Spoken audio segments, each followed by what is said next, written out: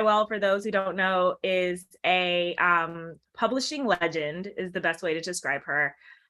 She is responsible for so many books that you love, including things like The Babysitter's Club. She has just been around for a while, and she has just done so many amazing things, and I super, super admire her. And she cornered me in an elevator when I was working at Macmillan and asked me if I had ever written nonfiction. And I told her no. Actually, the way she said it was, I read your book. And I was like, okay. And then she was like, have you ever written nonfiction? And I told her no. And she asked if I would be interested in it. And I said, maybe. Let's talk about it. Jean Firewall. I said I wasn't sure, but I was scared, weren't you? You were scared. I was scared. And my fear was warranted because the book that Jean initially pitched to me is not the book that I wrote. So please tell us. Originally, it was supposed to be like a biography of Barack and Michelle Obama, sort of like an updated biography now that they were, out of office. And I tried to write that, and you wrote a draft of it. I recall. Yeah, and it just wasn't working. I didn't know how to make a life story into a story, and I'm not sure I even know how to do that now. But I tried for a while, and we both were like, "This is not cutting it." And Anna Roberto, who is the lovely editor who was working with us, I love her. She was just like, wasn't it? She was just like, yeah, this ain't it, right? We were all like, this is not it. We agreed. But they were so kind and so patient. And this is like during the pandemic. I had just had a baby. Like, it was just like a crazy time. And they were super patient with me and super understanding and super flexible. And they were like, well, we would still love to do something with you. Do you have any ideas about another way that we could maybe write a book? And so I pitched them a couple of different ideas, and this was one of the ideas. I, through researching the book that I was supposed to be writing, I had saved so many different quotations from Michelle Obama, like from her book, from Becoming, from different interviews I had read with her, from interviews that I had watched on YouTube of her. And so I just had this sort of like list of all these different quotes. And so the way the book is structured is there is a quote, and then there is like an essay based on the quote that follows it. So good. And so I basically sent a list of these quotes to Anna and Jean, and I was like, well, these are the ones that I think have the most sort of, the most texture. They're the ones that I feel like I can really write about. And they agreed with me. There were some that they, crossed out, and others that we added. And once we sort of had that list down, I started writing these essays.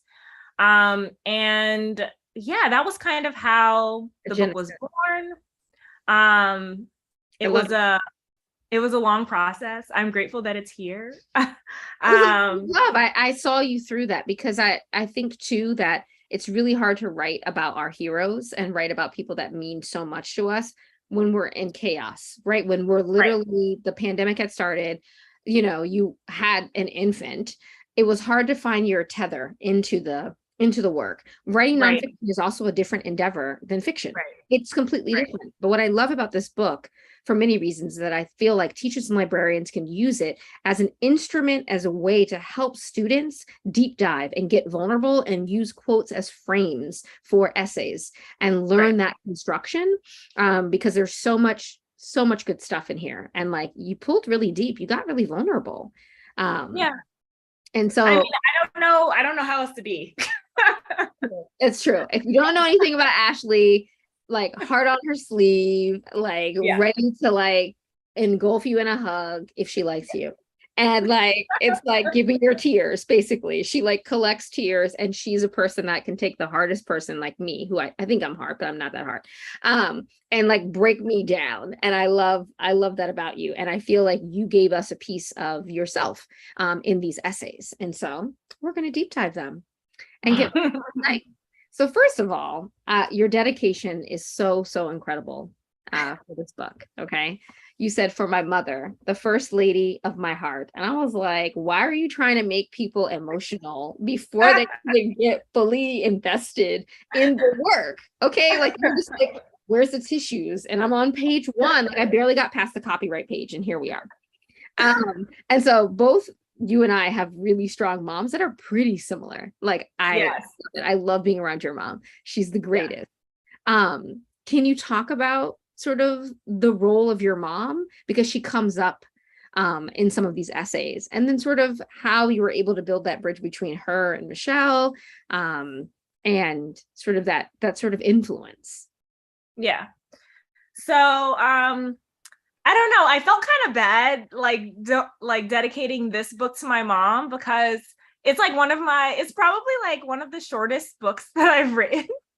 You But do I like felt words. You usually have a lot of words. I know, right? And this one is like on the shorter side. I was more direct, and I mean, part of that is editing, like, grateful to have a good editor. And part of that is just the kind of book that we wanted it to be, right? But like, we wanted it to be something that any kid, from 12 to 18 could pick it up and be like, oh, okay. And they could just get sort of the message that I want to come through this book is just that, like, you can be exactly like your heroes. And so we wanted that to make sure that was accessible, right? And so I felt a little guilty, like, dedicating this book to her. But it is probably one of the books that I've worked the longest on, that I've worked the hardest on. You worked really hard. Many drafts that you just threw out. Like you were like, right. Nope, Right. gotta do this over again. Like from page 1. Yeah. And so, I mean, I think it was important for me to talk about her role in my adolescence, in my childhood, even in my adulthood, because she has always been sort of like a giant in my life. And I mean, you understand this because your mom is the same way. Mm-hmm. And like, we're both very close with our moms. Like, we call them every day, and like, we're always in their houses. My mom is in the next room. Right. Like talking about when you're going to eat, because right? Like, right. Bullying me. And I also think that sort of speaks to Michelle Obama, right? Because Michelle Obama is super close with her mother. Mm-hmm. And her mother moved into the White House with them, and like, that's what I would have done with my mom. Look, absolutely, you're coming with me. Absolutely. And like, I feel like the matriarch as a figure is so important to the Black community, right? And to what it means to be a Black woman. Like, there is so much that is, I don't know, a part of your foundation is created because of the relationship that you have with your mother. Sorry, Brooklyn is Brooklyning outside. Brooklyn, I mean, hi, New York, I miss you. And so, one, it was very important for me to sort of take that moment and acknowledge that. And the reason why she shows up in so many of my essays is because she was literally always there, right? Like, she was always in my ear, or I was always in her face. Like, right. Like, it's just the nature of being a Black mama, I think. At least those of us who are lucky enough to have like a very involved, a very loving, a very present, mom, like, that relationship is irreplaceable, and that relationship is unlike any other relationship you'll ever have in your life. And so, yeah, I mean, she shows up in a lot of the essays because literally, like, there was a period of time in elementary school where I would like pull her into my grandmother's bedroom every time I came home from school because I had to tell her everything that happened. We love it. We love a tea session, like, mom getting tell you like what Billy was eating that glue today and it was bad. So I need you to come in here and we need to talk about it because I'm stressed. Right. And it's so good because like now my niece has that same relationship with her. And like, I think those relationships are so important. And I had that same relationship with my grandmother. And like, that, like, I don't know, that Black woman connection is just like so important. and Michelle Obama talks about her mother so much and with so much reverence. And like even like in Becoming, she talks about how she didn't know for so long, she didn't know what she wanted to be when she got older, but she knew she knew she wanted to be a mother. And that was because of her mother. Right. And I felt the same way. Like I always knew I wanted to be a mother, and that was because of my mother. Right. So yeah, without getting too mushy, I know. that's why.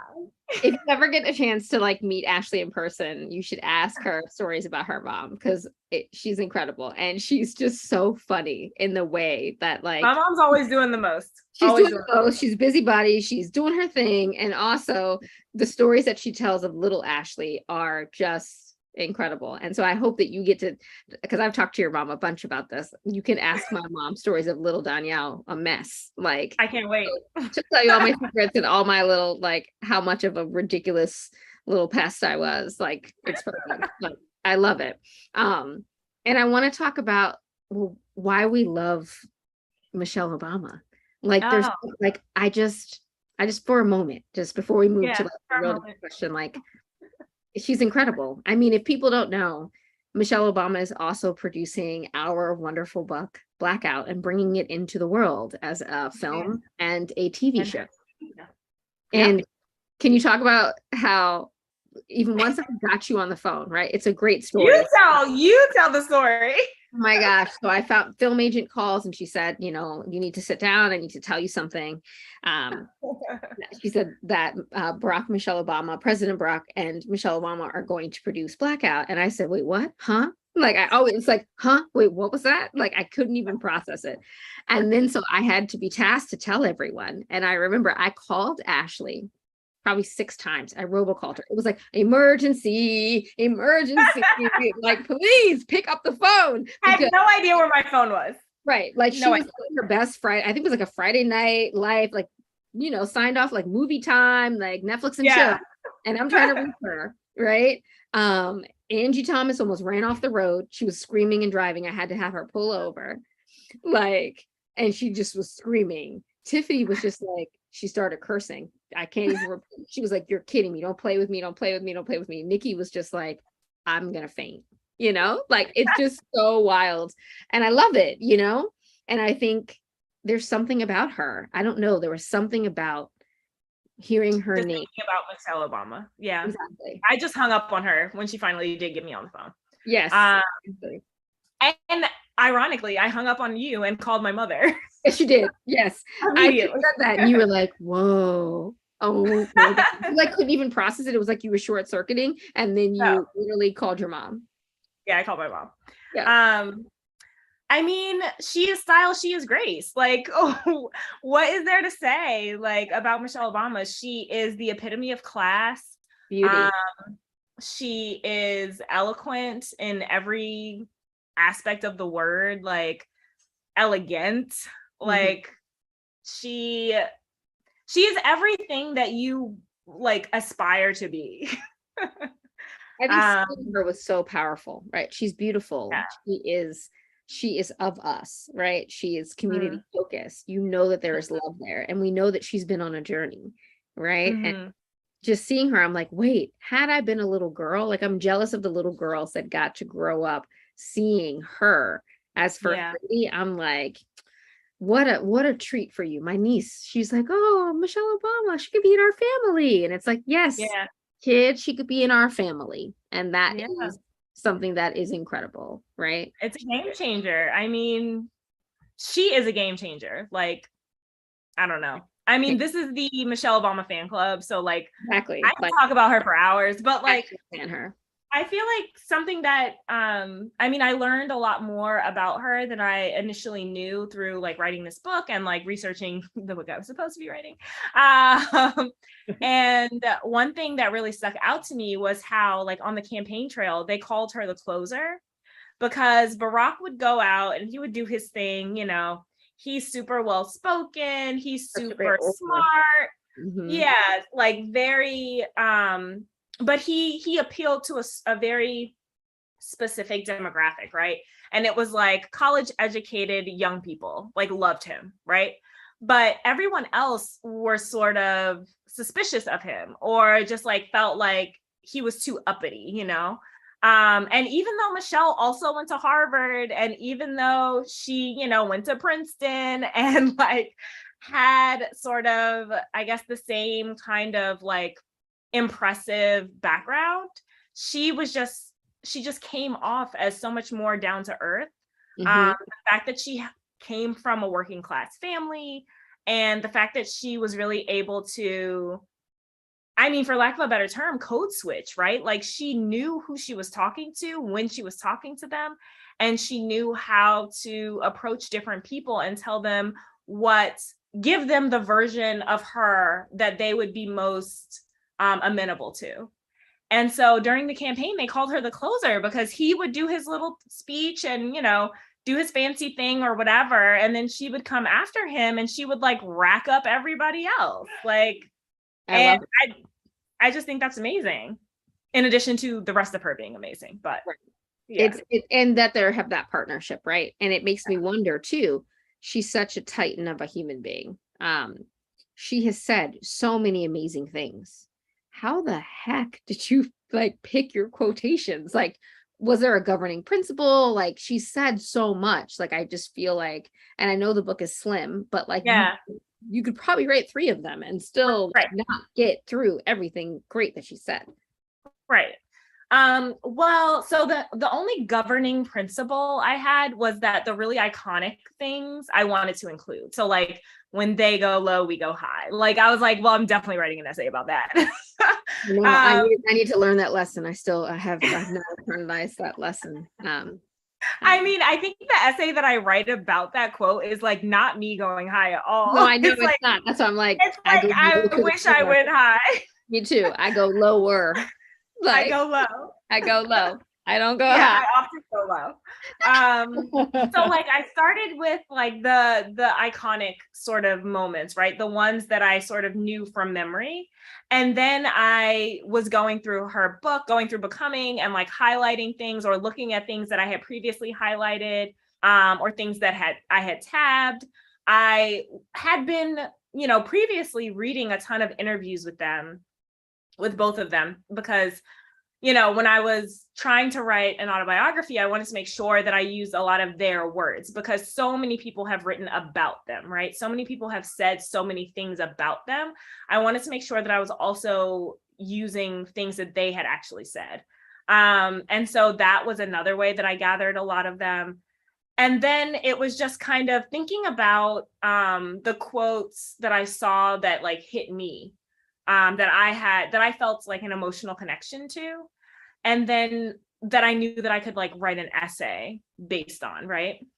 And so there were some that were super apparent right away, and there were others that I was like, you know, I really like this quote, but I'm not really sure like what the entry point is for me to write something about.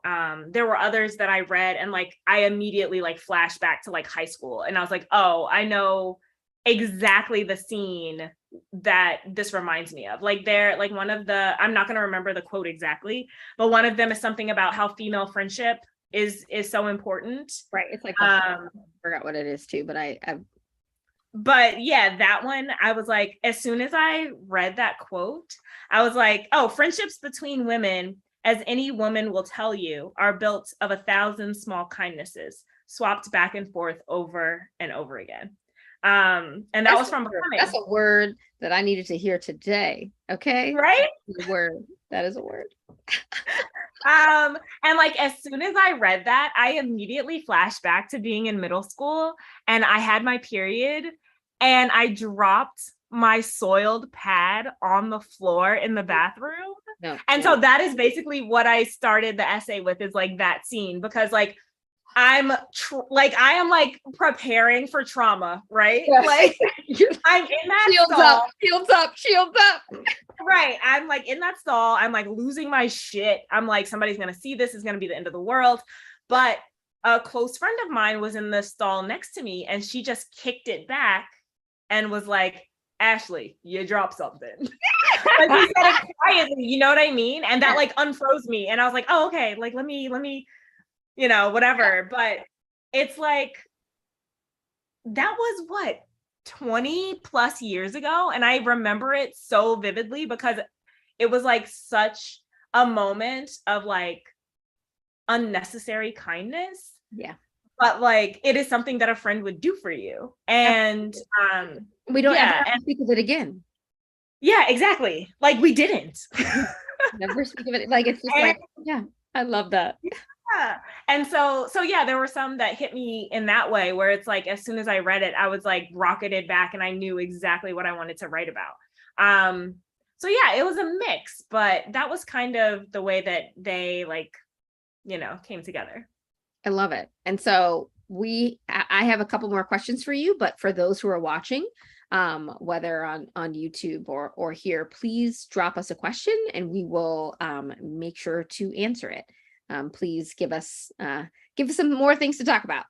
So speaking of which, throughout a lot of your essays, and we've had this discussion a lot because I don't think people realize how close we are and how you collected me, because that is a story of friendship too. She wore me down, y'all. She kept showing up and I was like, this girl's cute. What's going on? She was like coming for me. Like, she's like, do you want to have tea? Do you want to get dinner? Do you want to get drinks? Do you want to get coffee? Blah, blah. I'm like, oh, I've never been this popular.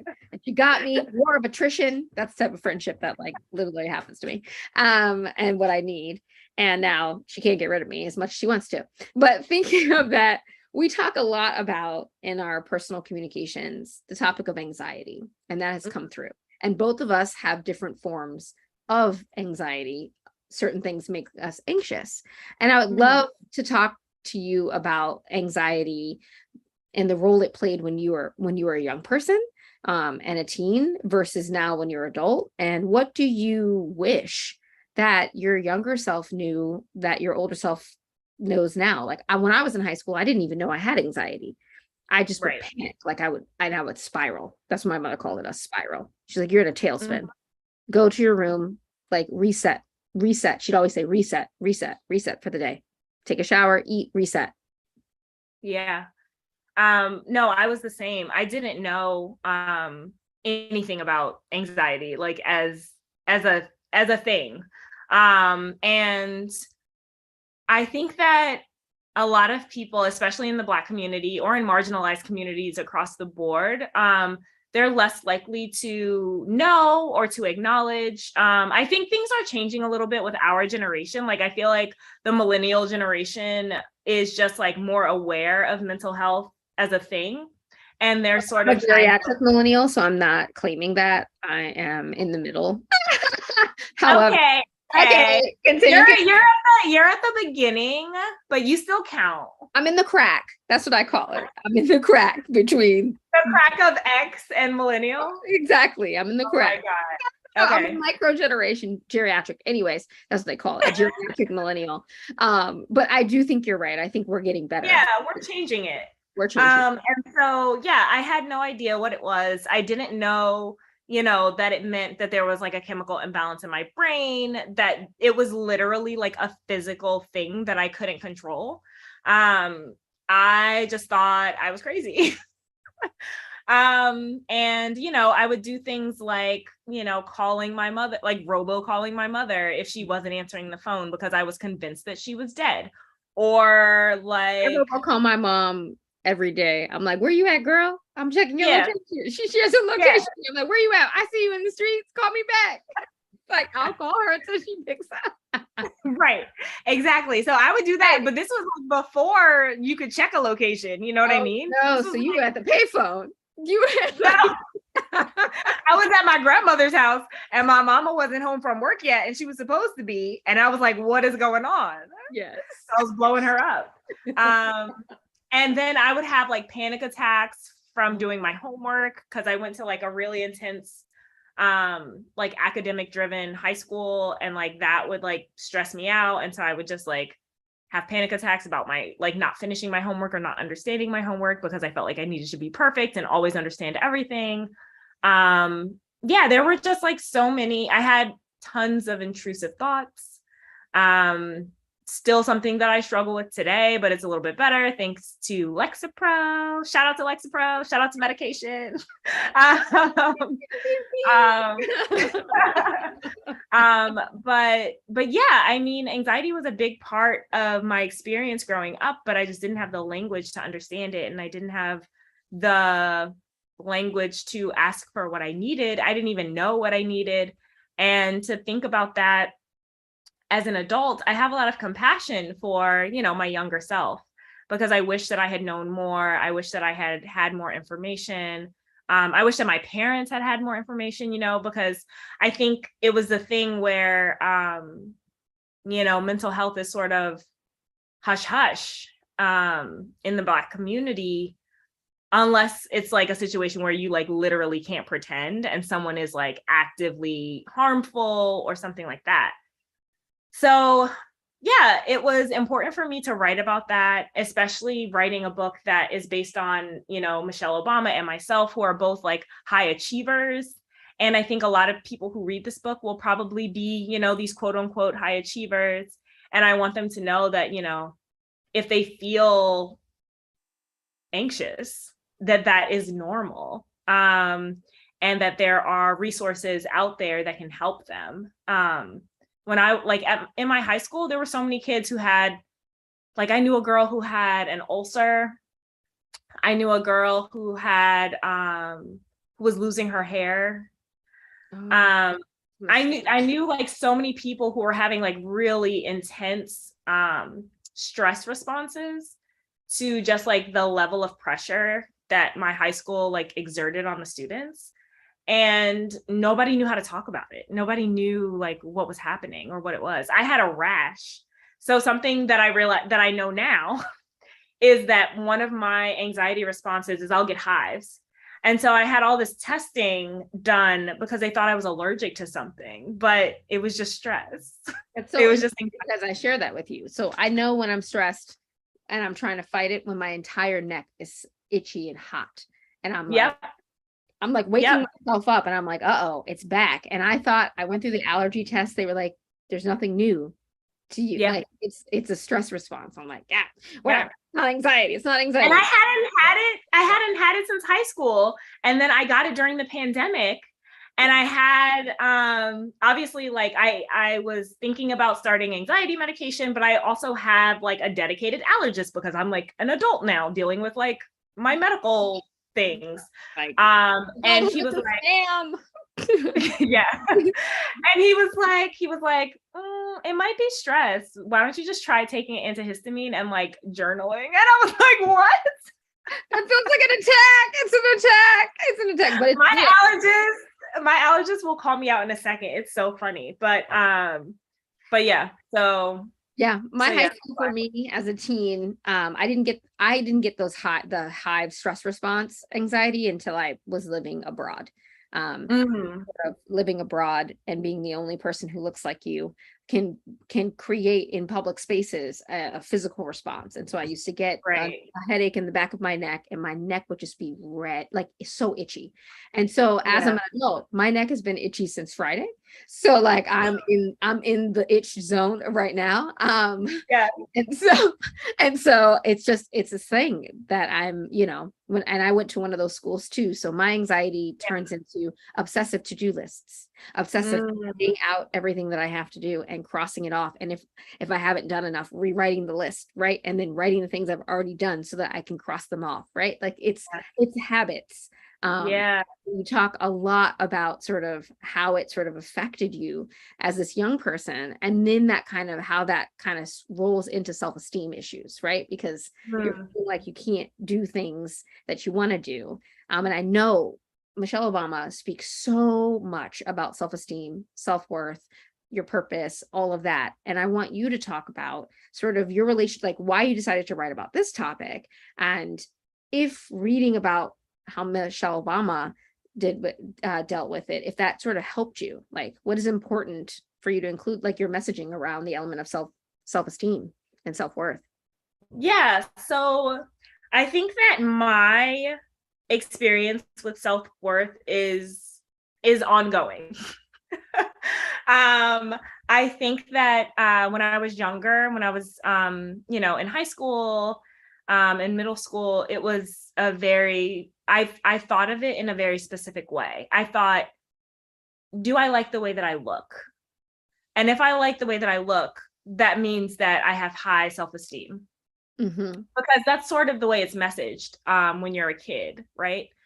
And because I was always thin, because I always thought that I was cute, like I was like, oh, like we're good here. What? You are cute. But I was like, oh, we're good here. Like I'm fine. Right, I'm good. I'm cute. I have great self-esteem. I'm skinny. I'm cute. Like what else? Right. What else do I need out here? Right. But newsflash, that is not all there. You need more things. There are more things. There need more things. So many more things. And so like as an adult, I had to like really have like a reckoning with a lot of that and come to realize like, oh, I really don't like myself that much. And why? And like figure out where that was coming from. And that involved a lot of like soul searching and a lot of digging. And ultimately what I sort of figured out about myself was that, similar to Michelle Obama, I was a box checker. And I was someone, and I was someone who was doing all of these things because I wanted to be perceived as perfect. And in order to be perceived as perfect, I had to check certain boxes. So I was making sure that all of my boxes were checked. But in doing that, I was sort of missing the point, right? Similar to Michelle, like for her, the way that it happened was her father passed away and a very close friend of hers passed away. And a lot of times trauma sort of forces you to sort of take a look at your life and think about, okay, why have I made the choices that I've made? How did I end up where I am now? And like, is this where I want to be? And so for Michelle, that's what it took for her to sort of take that moment and take that breath and take a step back. For me, it was like, I sort of fell into like an identity crisis where I was like, wait, have I been gay this whole time? Yes. Have I been weird this whole, like my entire life? And I was just like in denial. And then it's like looking back at my life and like noticing all the signposts. It's like, wait, all my friends, all of my like best friends that I've ever had, they're all queer. And it's like, oh, and then like looking at like things that I said or did in the past, and I'm like, that's a rainbow flag. Yeah, you were reading those journals of those intense friendships that you had, and you were like in your feelings, right? Your feelings, right? In my feelings about all these girls, and I was like, oh, manifestos, right? And so that was sort of like my trigger to like take a step back and like look at my life and be like, wait, is this? I've been doing all these things. I've been assuming that I loved myself, but that's not actually what was happening. I was doing all these people-pleasing behaviors because I thought that I needed to be perfect in order to deserve love. And that is literally the definition of low self-esteem. And right. Then, you were like, but I'm cute. Right. But I'm cute though. I'm cute. Right. And then just like, I don't know, like doing sort of a lot of different deep dives with my therapist and reading a lot and sort of really asking myself the question, like what makes people worthy of love, right? That was sort of like the fundamental question that I wanted to answer, because the answer that I had been thinking my whole life was not the right answer. And what makes people worthy of love is their existence on earth. It's like you deserve love because you're a person. And you're here. Right. And you're here. Stuff. And like you shouldn't have to do anything. You shouldn't have to be a certain way. This is not a pass to be an awful person, by the way. This is just like, you don't like, people should love you for who you are because of who you are. And you shouldn't have to do anything to earn that love. And it took me a really long time to get to the place where I felt like, okay, that's actually true. And I still struggle. Yeah, I was about to say, don't we still struggle with this? Yeah. All of Like us. Yeah.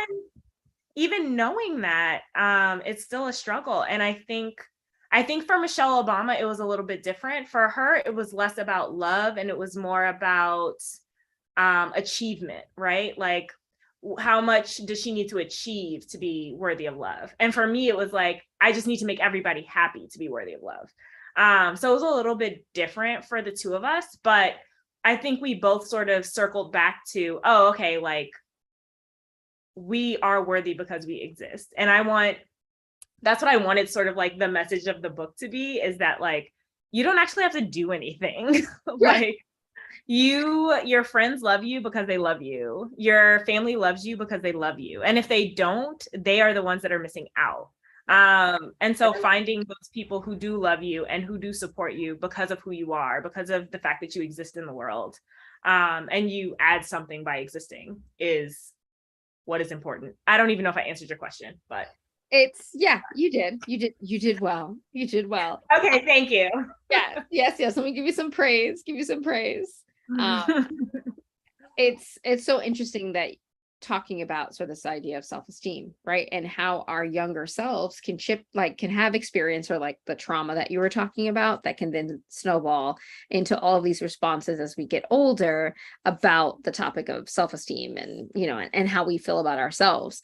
And I feel like when you talk about your experiences in school, it really brings home sort of like how we become who we are. And I think about Michelle Obama when she talks about her growing up and how she became who she is, this collection and tapestry of experience that both bruises and empowers at the same time. And I would love for you to talk about, because it's something that we have in common. I know that you were bullied. But if I was in school with you, you would have been my best friend, and I would beat up on bullies, or I was small. So I was more of like, you mean you are small? I am small. Yes, I have not grown since the 10th grade, but like, I might not go to fisticuffs, but I'll be like, Ashley, here's the perfect plan. It'll be slow burn over the rest of the year. It'll coalesce on the last day of school. Revenge. Just put the wheels in motion, right? And around like, this idea of something that we talk about, of microaggressions. And both of us were told when we were younger about talking white and you're, you know what I mean, being smart, and you're all of those things. And I want you to talk about that. And you were really honest about it in the text. Yeah. So Michelle Obama experienced this also. So she was from the South Side of Chicago, which was a fairly like working class / poor area in Chicago. And Chicago is one of the, I would say, like most segregated cities in the United States as far as like where people live, and the kinds of people who live together and congregate together, just because redlining was so aggressive there. And so when she started going to her like little magnet high school, she was one of the few students who was from the South Side. And so she felt a certain responsibility to her neighborhood. She felt a certain responsibility to her Blackness. And even though a lot of the students at her school were also minorities, like there was a decent amount of Black kids there, mostly because the white families like pulled their kids when they found out that a lot of Black kids were going to start going there. Most of the Black kids that went to that school were affluent and like lived in different neighborhoods than she did. And so for her, it was a combination of people expecting certain things from her in school, and then also people in her neighborhood expecting certain things. And so she did some code switching, but then also wasn't always successful in code switching in the right moments or with the right people. And so she also got bullied and teased about sort of the way that she spoke. And people thought, oh, she thinks she's so smart, like all that kind of stuff. And she had a really hard time with, or she writes that she had a really hard time with balancing being smart and wanting more and wanting to excel, and also wanting to be Black and to be accepted, within her community and within her family. And I think, Dhonielle, you and I experienced a similar thing where it was like, we were smart. We were going to, the good schools. We speak a certain way, and that was interpreted by certain people a certain way. Mm-hmm. And for me, it went to another level because I also really love white music. I love me some pop punk. I love me some emo music.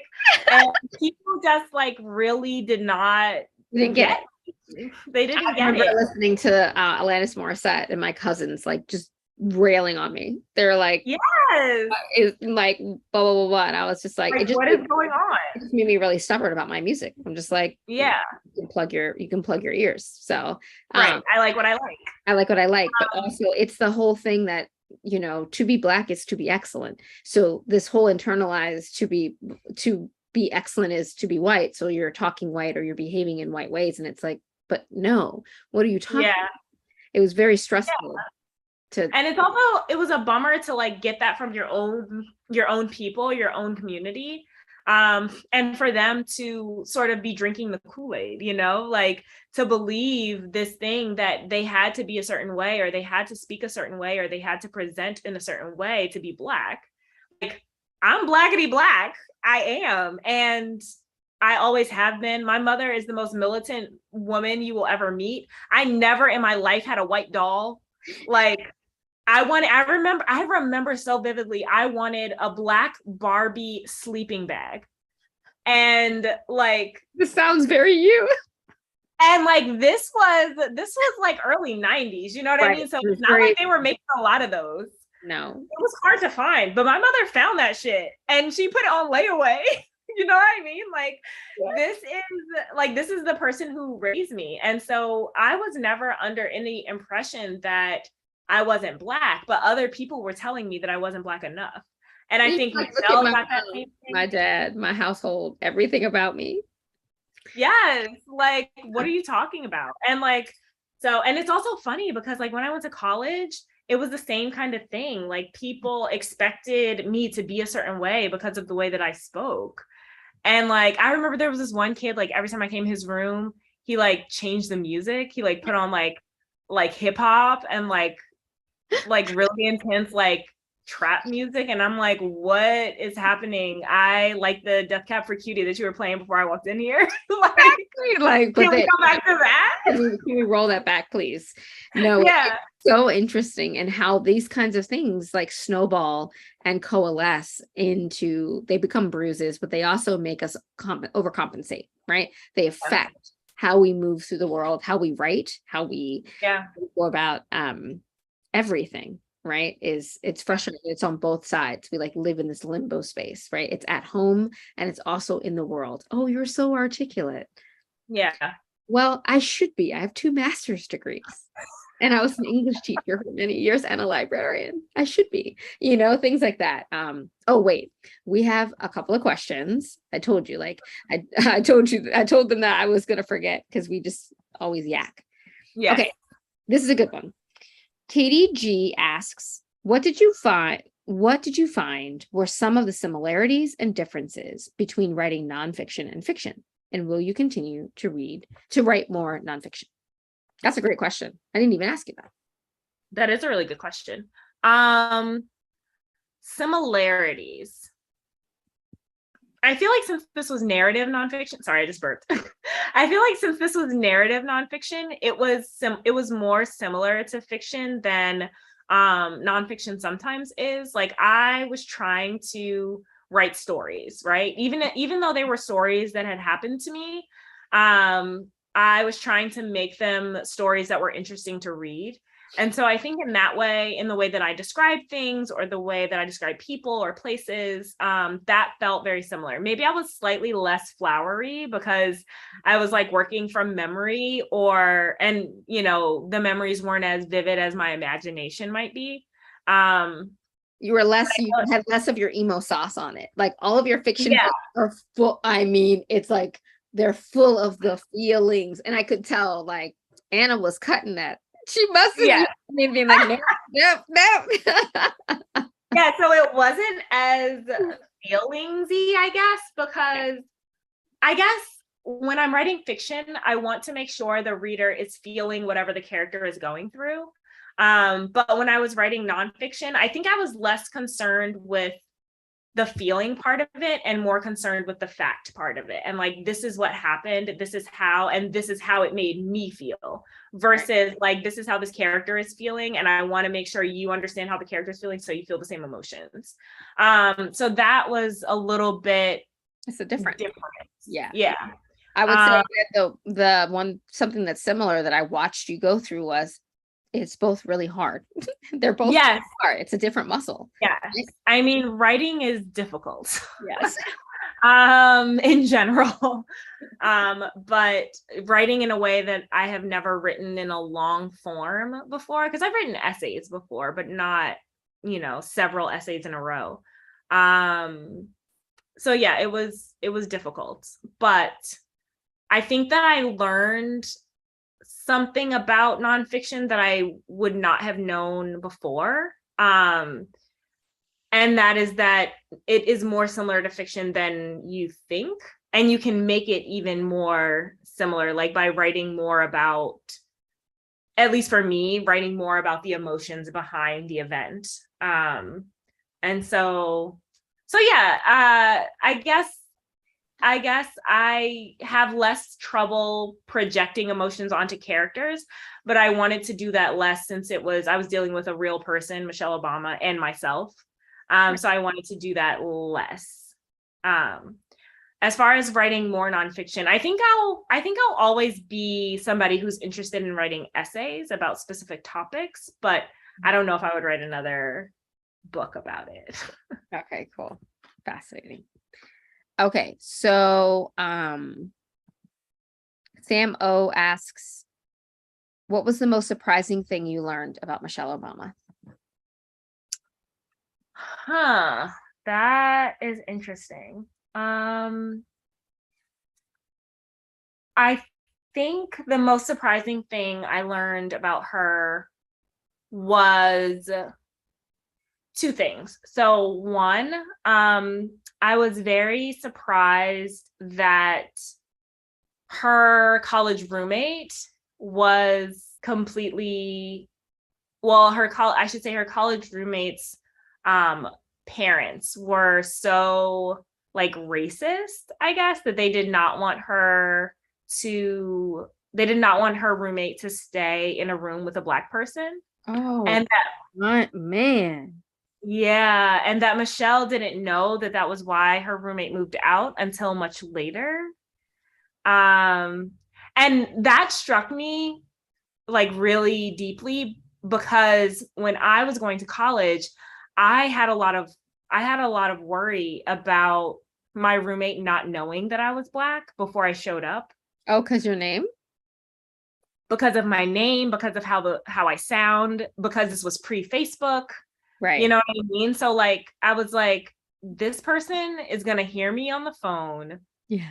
Is going to see my name and is going to be expecting a white girl. And I'm like, I don't want to experience the shock. Yes. Of like showing up. Because I remember this. I know this feeling. Yes, I was like so anxious about it. And so I think that's why that hit me really hard, is because that was my biggest fear, was that my roommate wouldn't want to be roommates with me because I was Black. Mm-hmm. And then to find out that literally happened to Michelle Obama is like, I don't know, that like cut me very deeply. So luckily I have an ethnic name or a weird name. So people are like, oh, something's going on with her. Something's going on with her. We don't know yet, but something, you know what I mean? Something. So. And then the other thing was, I was surprised by how adamantly she did not want Barack Obama to become president. That is always something I wondered, right? I did not know that. And I mean, it makes sense, of course. But I didn't realize that her feelings about it were so strong, because she was always so supportive of him in the face of everything. Yeah. And I mean, I think that shows, like, again, class act, right? Totally. Because she was like, I got my man, even though I don't want to have him, I got him. Right. Because had it been me, I would have been like, they would have caught me on TV like this. Being like getting side eye, like, oh, like I just wouldn't be able to control my face for the job, right? I wouldn't be able to go high when they go low. I'd be like, what'd you say? What'd you say about him? What'd you say about Barack? What'd you have to say? Like, I would be losing my mind. So, oh my God. That's interesting. She didn't, because the spotlight, right? It's a lot of pressure. It's a lot of pressure. And I mean, I understand. I mean, she also had to upend her entire life, like, right, to support him. She had 2 kids, and like, as soon as he got involved in politics, he was like MIA. And like the level at which he was MIA, like as a mom, that hit me in my chest. Yeah. I was like, he was doing what? When? He came home for dinner. How often? You were with these babies by yourself? Like, when? Right. And you were feeling attacked. You were feeling. I was just like, couldn't be me. Couldn't be you. It could not be me. But people out here, they are very supportive of their spouses, and my spouse just gets the truth. Yes, he does. I love your spouse. Yes, he does. And that's not to say Michelle Obama didn't give him the truth. She did, and she called him out a lot. But they stuck through it. They made it, and that is so admirable to me. Even in their darkest moments, they like made it work. So, did you see that clip? I love how he annoys her. That clip where he was introducing her for the portrait or saying something about it, and he's like, and she's fine. I was like, oh my God, and this was like this. I love when he embarrasses her right now that they're out of office. They can be more playful. Yeah, they're so cute. So cute, like old people cute, and like just embarrasses her, and I just love it because I get so bashful. What are we gonna do in the last 5 minutes? What are we going to do when we get to meet her with related to Blackout? Are you gonna tell her about this book? We need to talk about this. We're did Anna Roberto get her a copy? Like, are we gonna be giving her a copy when we meet her for Blackout? Like, how are you going? Oh my God, that's too stressful to think about. I can't. Both of our necks. I'll be like this. I'm like getting hot, like thinking about it. I can't. I mean, like, even if we're on like a Zoom call and she pops up, I'm gonna like lose my shit. Are you just gonna start crying? Probably. Wouldn't you? No, I'm gonna be like this. Oh my God. Oh my God. Oh my God. I mean, Dhonielle, we were on a Zoom call with Viola Davis and we held it together. We did barely. I was like, just don't. I was just like this. Yes, Ashley, you didn't move. It was like, and I was like, and then my face was like hurting afterwards. I was like, oh, because we had done weeks of calls where we had to just like literally freeze. But I mean, we're gonna cry at some point, but I just need us to turn on the Zoom and not all of us burst like waterworks down the road, because it's gonna be you're gonna set off a chain of events. Okay, it's gonna be you, then Angie's gonna start crying. Like, it's literally, you're gonna knock us all down, and then Tiffany's gonna shed a thug tear, right? Like, I apologize in advance. I'm going to cry. Yes, and if she knows that you wrote these essays about her, because what I think that is amazing is that you created. It's almost like it's a love letter to her words and to who she is and her lived experience, but also to you and what you've been through. Do you, in the last 3 minutes, what would you want her to know? Oh my God, I know about why you did it. Like, I mean, like, I feel like I want to say something eloquent, but like, I don't even have like eloquent words. Like, she is everything. She is the Beyonce of like my life. And I just feel like I voted for my first election that I was eligible to vote for was when Barack Obama was running for president. And like, that was the first time that I got to vote for president. And I just feel like, that will always be a part of me. I feel like their presidency will always be a part of me. The fact of what came after just cemented them in my mind even more as just like class acts, and what it really means to have representation that you believe in, that you can get behind, that you trust. I'm not saying that he was perfect, or that the whole presidency was perfect, but I feel like I never had to question Barack Obama's intentions ever. And I never had to doubt that Michelle Obama was going to be there and was going to speak her truth, even when people didn't want to hear it. Mm-hmm. And like, there's just something that I will always respect about that. And I will always aspire to be like. So, and symbols are important, right? And they represented something so important. I was living in France and I cast my first absentee ballot. And I stayed up all night with friends, and there were parties and they were screaming in the streets. I was walking through the streets of Paris, drinking a bottle of champagne, and everyone was like, the American. And people always asked me, like, Barack Obama. And it was great. So Michelle to me is, oh, sorry, as a reminder that it's 8:00. Michelle is like a pillar for me, to see her beautiful self and her amazing self. And look what you did. You wrote these essays, this love letter to her and her words and who she is. So well done, my friend. Thank you both. Oh my goodness, sadly our time is up. We could listen to you all evening. This was so much fun. And I just want to say that, like Michelle, you both are so eloquent. So I'm so glad you were able to have this conversation and share with us about Ashley's new book, Opening My Eyes Underwater. And don't forget, viewers, it's available for purchase. It's in the chat, in the link. And we do appreciate, as an independent bookstore, your support. Thank you again, viewers, for joining. And thank you, Ashley and Dhonielle. Have a great evening, everyone. Thank you. Thank you so much. Thank you, Bye.